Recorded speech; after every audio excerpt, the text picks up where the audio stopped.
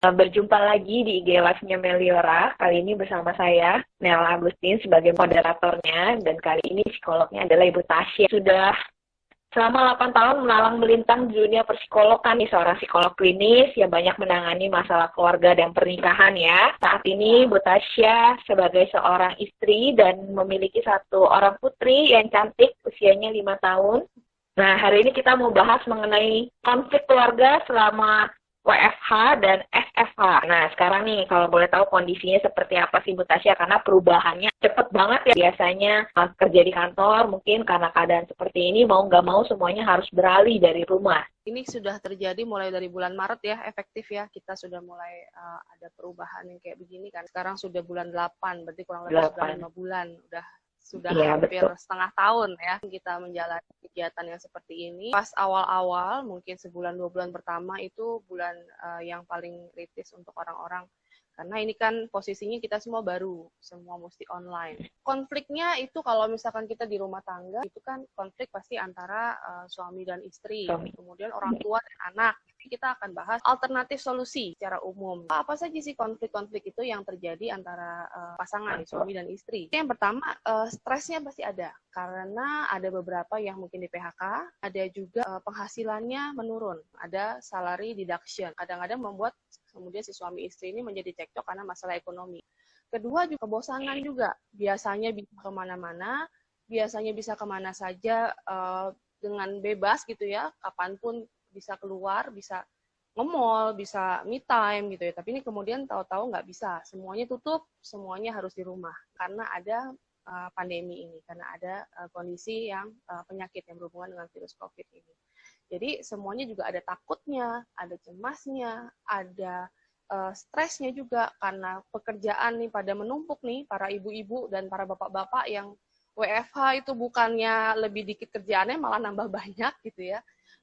Anak-anak pun juga nanti sama gitu. Jadi stresnya selain pada orang tua juga ternyata stresnya juga pada anak. Kenapa?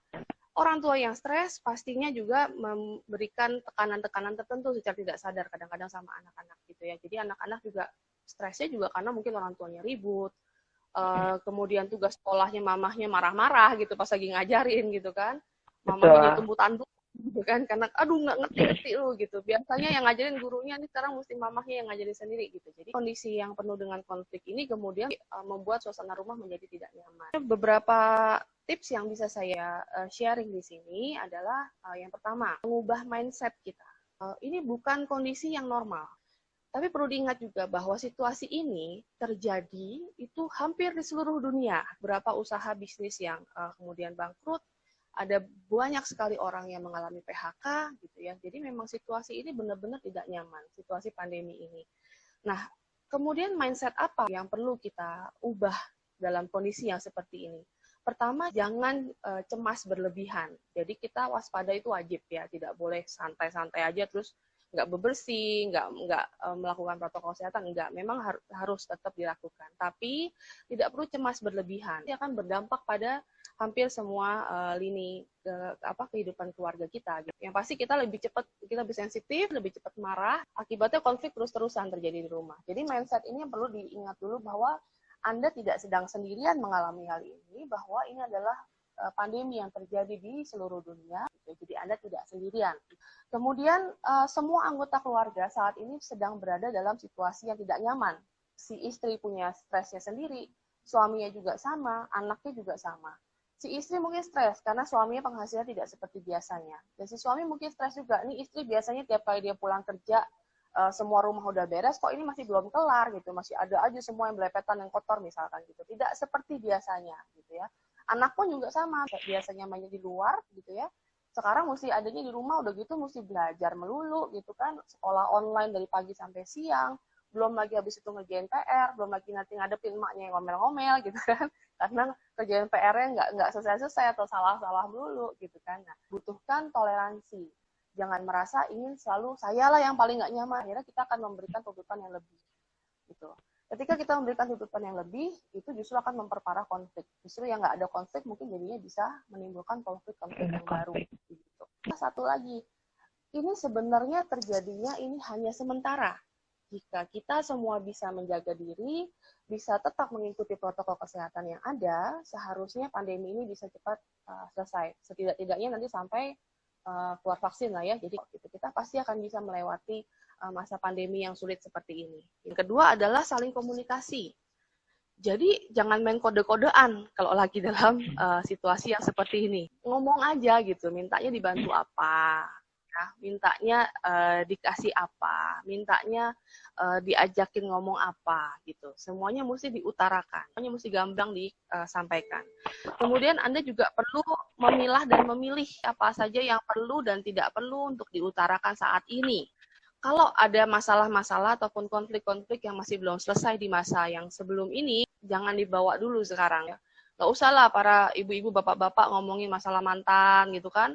Kita perlu memilah dan memilih, menyaring hal-hal apa saja yang perlu dibicarakan saat sekarang ini. Yang ketiga adalah kita perlu membicarakan hal-hal yang positif. Jadi kalau tadi kita tidak perlu membicarakan hal-hal yang negatif ataupun yang berkaitan sama konflik yang belum selesai, tolong bicarakan hal-hal yang sifatnya positif. Misalnya, untuk para istri, ya suaminya udah ngebantuin lah, walaupun cuma ngebantuin naruh anduk di gawangan, misalkan bilang makasih lah.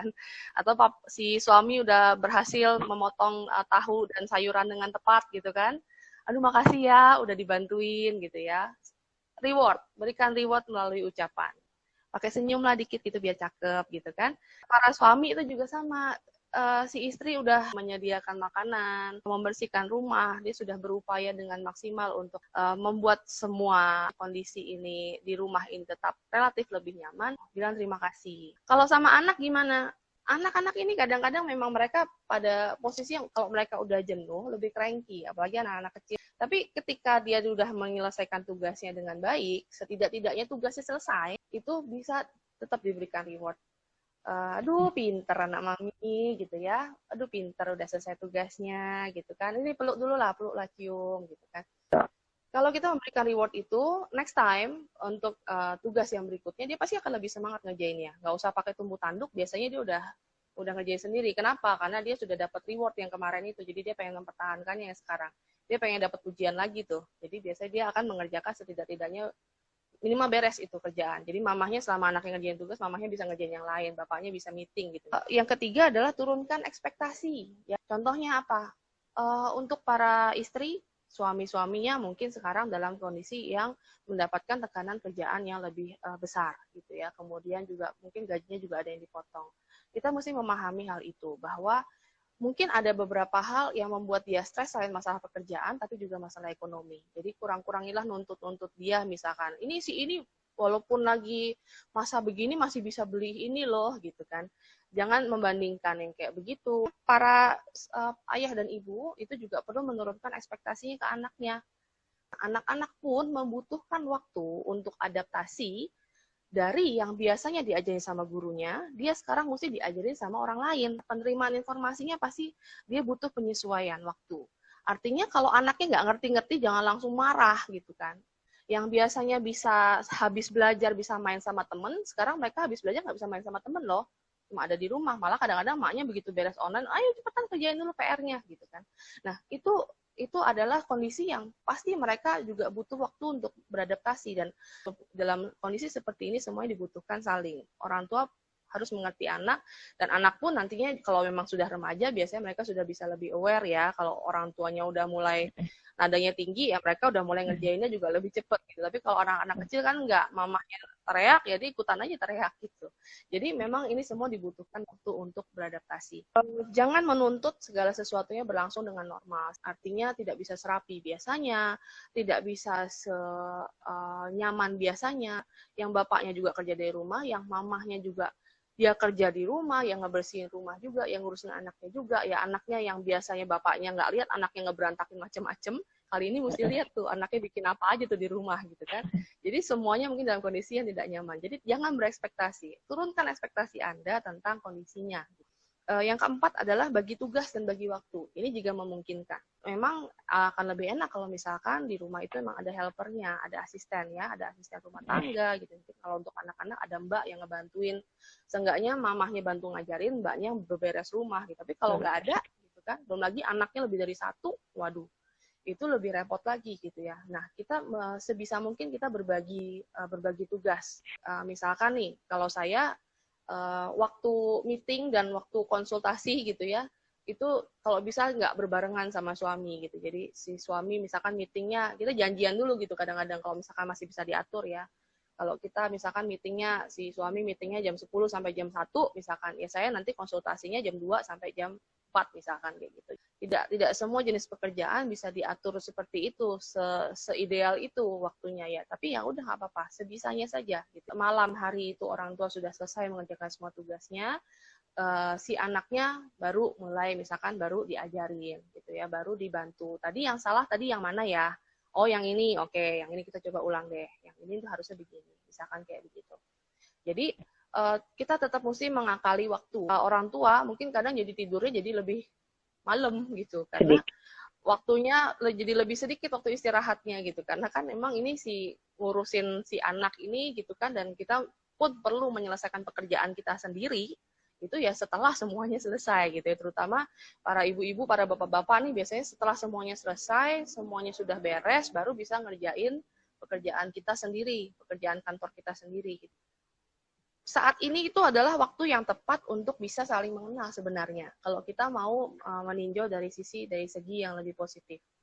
Kadang-kadang kita sudah sama-sama sibuk, si suami sibuk kerja, si istri sibuk bekerja dan juga ngurusin anak misalnya.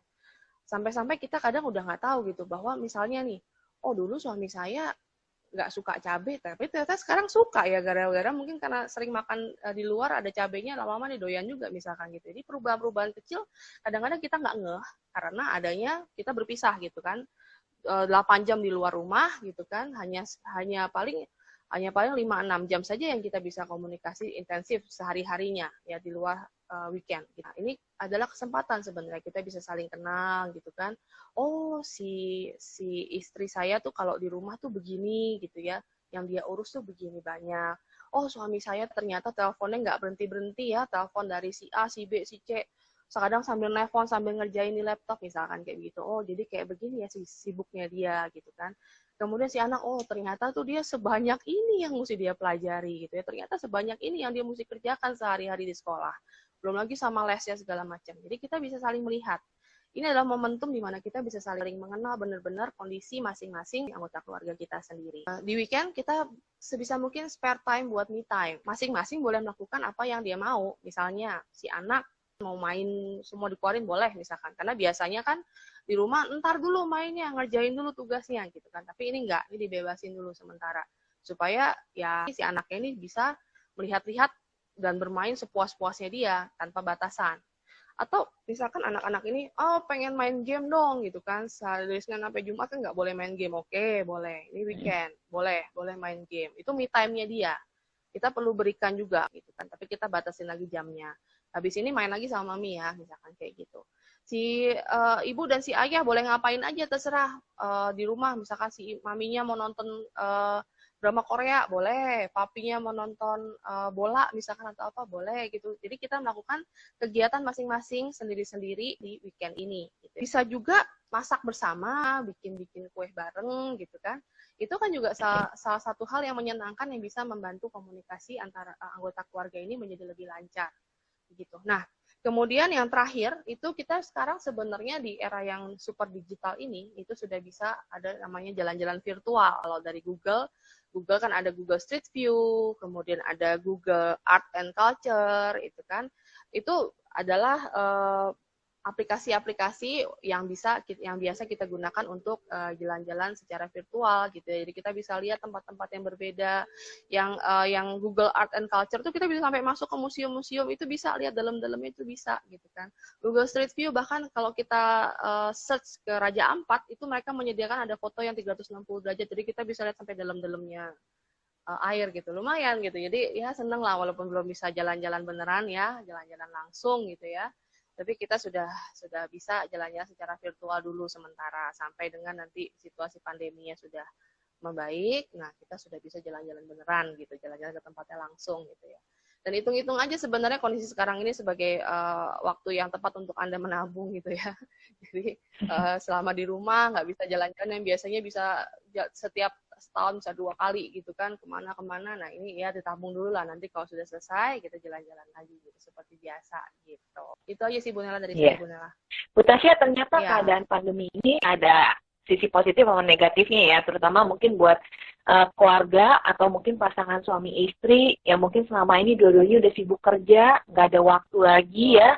Kalaupun ada waktu mungkin kadang-kala sambil megang handphone atau mungkin sambil megang laptop juga nih kadang-kadang ya, walaupun weekend masih harus kerja. Nah ternyata dengan keadaan seperti ini pun juga mereka bisa ada waktu ya Bu Tasya, bisa saling kenal lebih dalam lagi gitu ya, lebih dekat gitu ya. Kalau biasanya kalau udah sibuk kan, terutama untuk bapak-bapak agak lebih susah dicari gitu ya Bu Tasya, kalau mau istri ada perlu apanya gitu ya.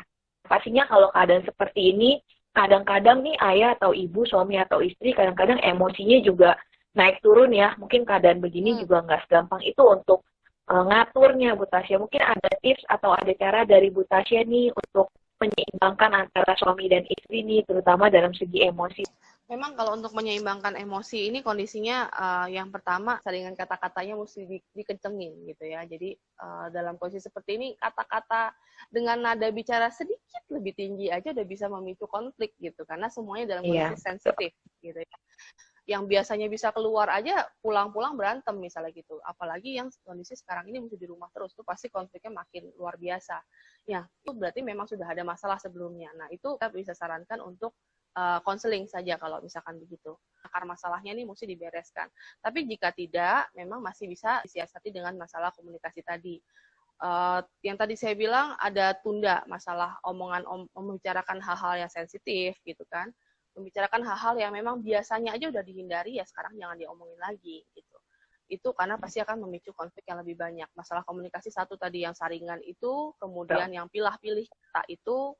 Kemudian yang ketiga, ketika memang sudah melakukan itu semua tapi masih saja berkonflik, ketika sudah mulai akan sama-sama kesel, kita kan sebagai pribadi yang dewasa kita pasti tahu nih, berasa gitu ya. Wah, ini saya udah mau marah nih misalkan. Saya udah empat banget misalkan, saya udah pengen meledak nih misalkan gitu. Pergi dulu, masuk ke kamar dulu lah misalkan.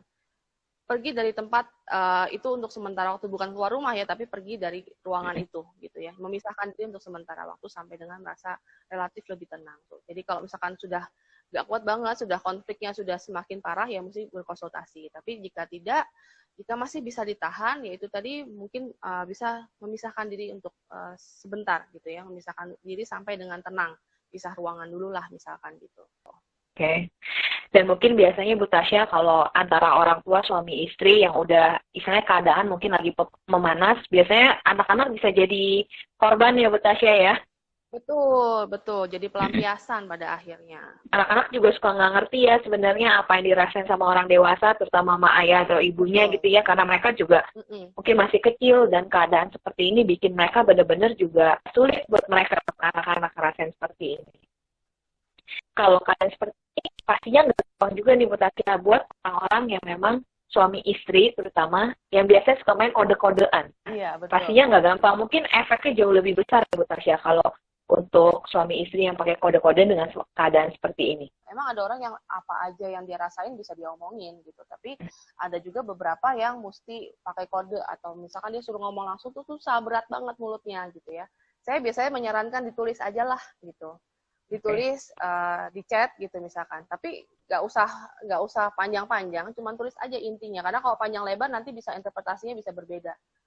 Nah Bu Tasya, nih kalau mengenai sosial media nih, mungkin media online Bu Tasya, pastinya keadaan begini mungkin di awal-awal masih gencar ya di media tuh istilahnya membahas tentang COVID ini. Nah kalau Ibu Tasya sendiri gimana sih caranya, mungkin ada antisipasi Bu Tasya buat orang-orang yang memang cepat stres, tapi senang mau tahu nih sebenarnya baca-baca tentang berita ini. Nah, ada antisipasi nggak atau tipsnya Bu Tasya?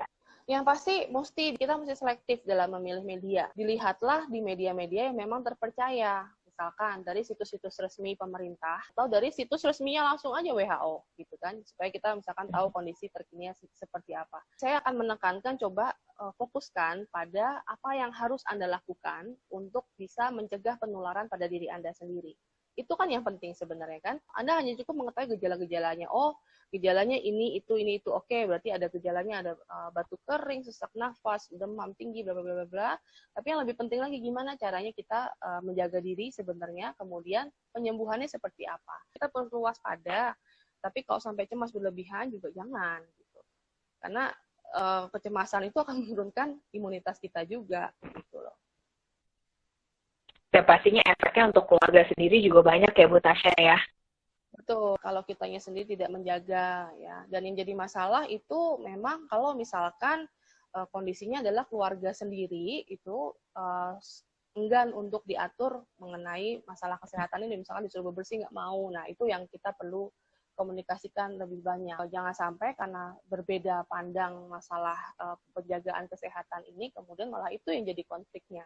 Dari segi anak-anak Bu Tasya, ya, mungkin ada yang terbiasa, yang biasa kalau belajar kan tatap muka ya, lebih senang, lebih seru, teman-temannya banyak, kalau nanya juga bisa langsung. Tapi kalau sekarang kan kita belajar online juga istilahnya kayak cuma satu arah jadinya ya mungkin Bu Tasya ya. Betul. Karena kalau mau nanya pun juga mungkin anak-anak agak segan gitu ya.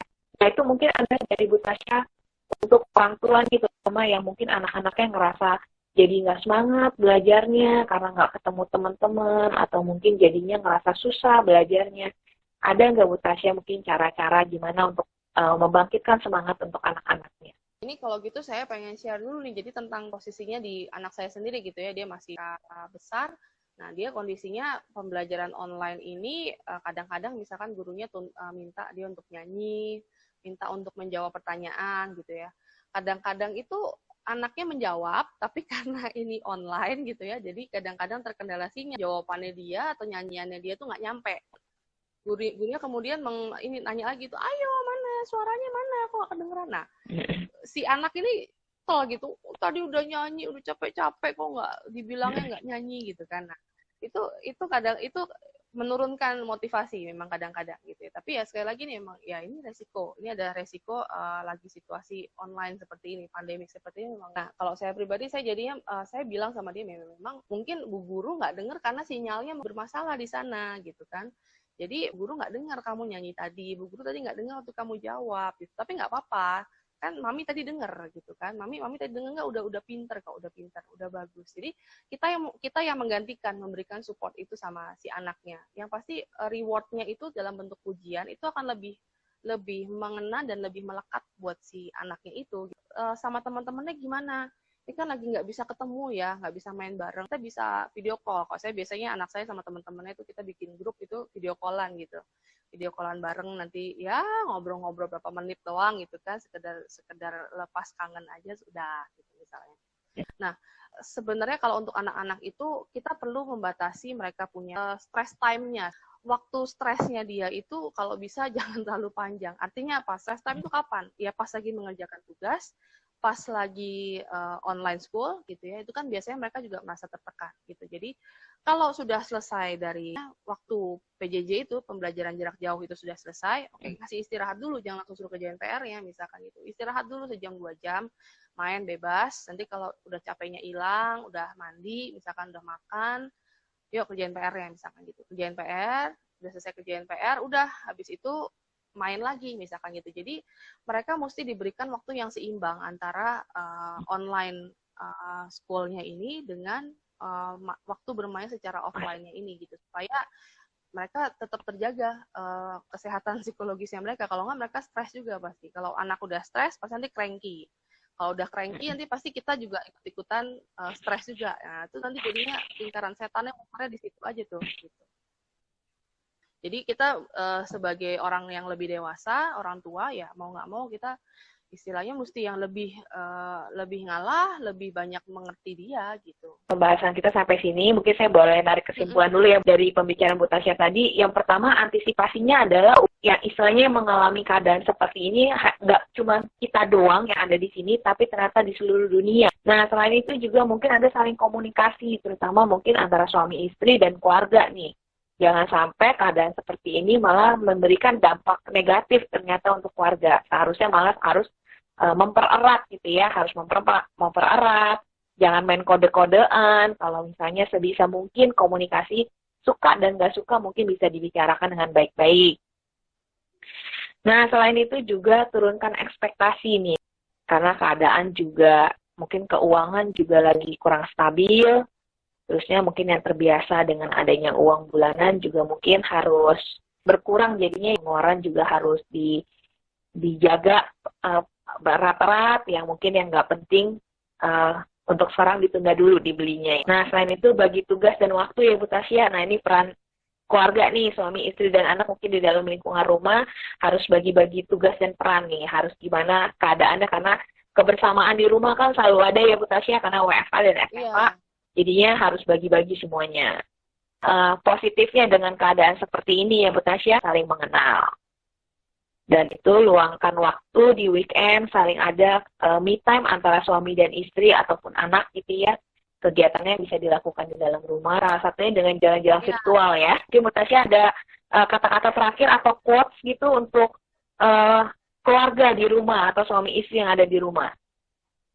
Oke, untuk suami istri di rumah, situasi seperti ini Anda harus sama-sama saling memahami, sama-sama saling mengerti, sama-sama saling menjaga ucapan, menjaga nada suara gitu ya, menjaga pikiran juga supaya semuanya masih tetap bisa tetap sehat gitu ya. Begitu juga dengan para orang tua ke anaknya gitu ya, semuanya tetap mesti terjaga kualitas komunikasi dan hubungannya gitu, supaya ya kita bisa melalui situasi pandemik ini bersama-sama dengan cara yang baik dalam bentuk keluarga yang tetap utuh begitu. Itu aja sih paling Bu Nela. Baik Bu Tasya, sepertinya waktu udah mau jam 6, berarti kita harus mengakhiri IG Live hari ini. Makasih banyak Ibu Tasya untuk kesempatannya kali ini. Sampai ketemu di IG Live berikutnya. Oke, 2 minggu lagi. Oke, sampai jumpa. Sampai jumpa semuanya.